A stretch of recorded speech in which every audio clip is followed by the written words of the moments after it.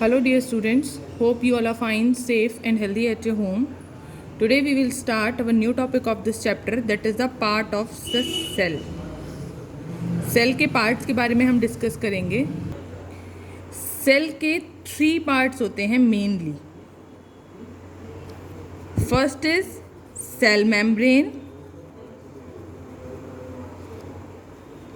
Second is cytoplasm and third one is nucleus.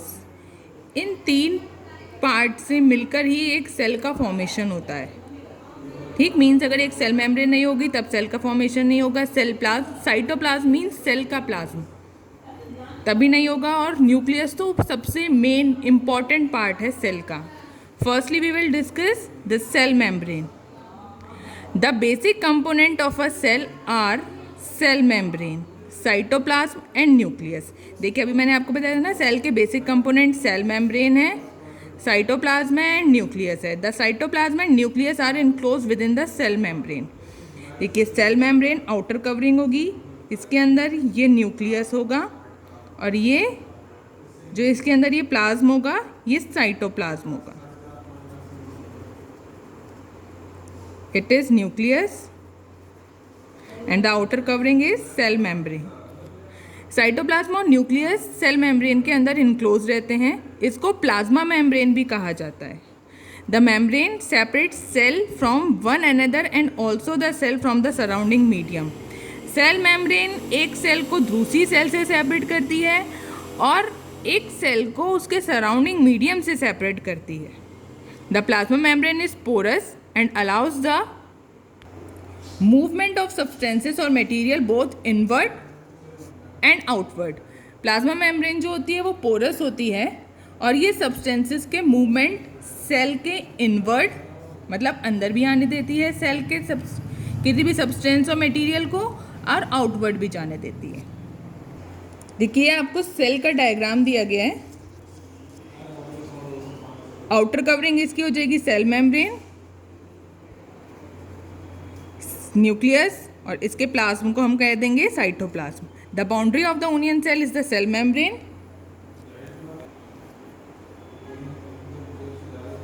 Onion cell की boundary cell membrane होगी जो covered होगी एक दूसरी थिक मेम्ब्रेन से, जिसको हम कहते हैं cell wall.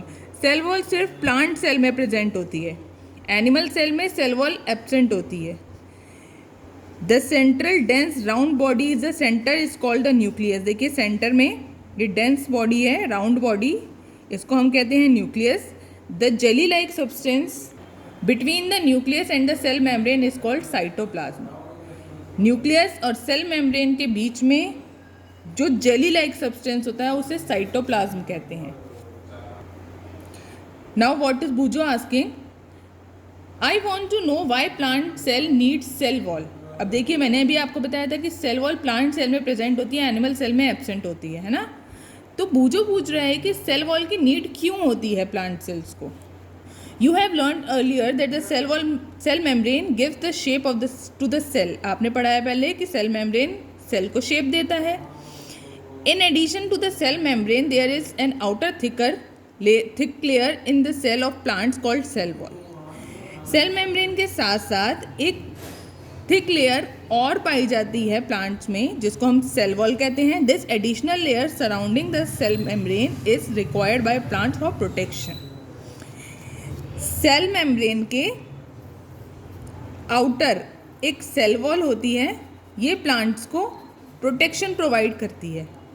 Plant cell need protection against variation in temperature, high wind speed, atmospheric moisture etcetera. Plant को प्रोटेक्शन की नीड किस किस से होती है. देखिए वेरिएशन होता रहता है टेम्परेचर में. अब ह्यूमन बॉडी तो उसे टॉलरेट कर लेती है, बट प्लांट तो नहीं कर पाते ना, इसीलिए उनमें सेल वॉल प्रेजेंट होती है. हाई विंड स्पीड को टॉलरेट करना होता है प्लांट्स को, ट्रीज को. एटमॉस्फेरिक मॉइस्चर को करना होता है टॉलरेट. तो इस वजह से उनमें एक आउटर थिक लेयर होती है जिसे हम सेल वॉल कहते हैं. They are expose to these variation because they cannot move. इनको ये वेरिएशन के इन वेरिएशंस के लिए इनमें सेल वॉल होती है क्योंकि प्लांट्स जो होते हैं वो मूव नहीं कर सकते. Cell can be observed in plant leaf peel of Trescantia, Elodia and Ruyo. You can prepare slide as in the case of onion. ये देखिए आपको ओनियन के इसका सेल का डायग्राम दिखाया था जिसमें हमने सेल मेम्ब्रेन, न्यूक्लियस और साइटोप्लाज्म पढ़ा था.